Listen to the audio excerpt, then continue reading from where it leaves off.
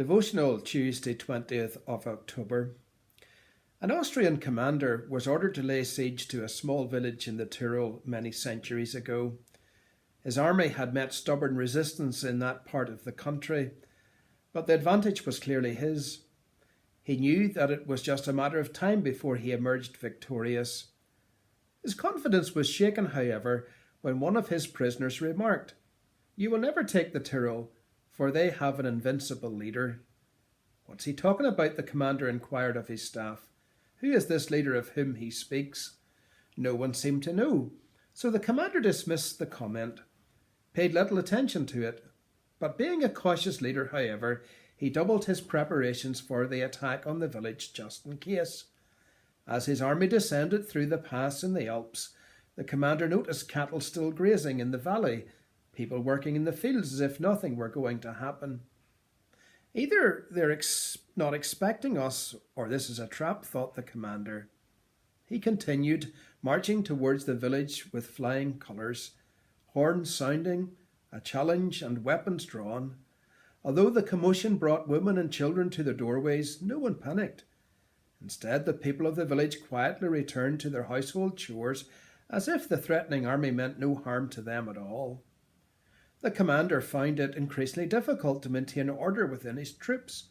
Some of the soldiers were answering questions from the children.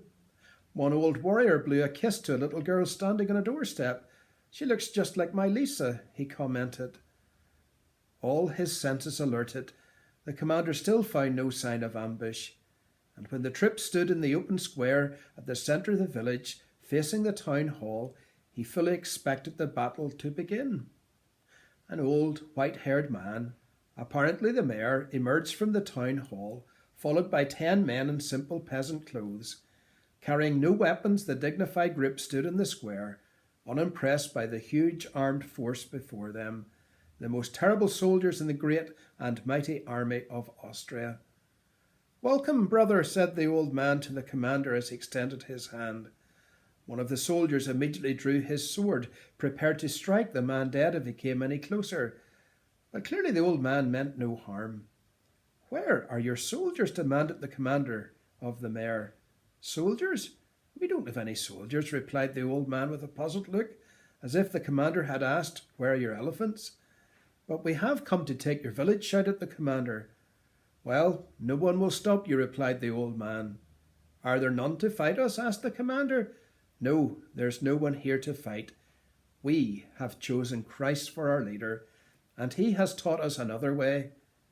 The commander knew no military strategy for this kind of confrontation, and after consulting with his officers, the commander retreated from the village with his troops, leaving it untouched.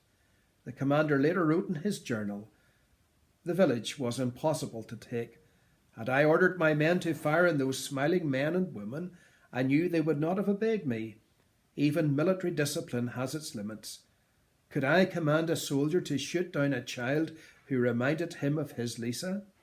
I reported to headquarters that the town had offered unassailable resistance. Although this admission damaged my military reputation, but I was right. We had been conquered by these simple folk who followed implicitly the leadership of Jesus Christ."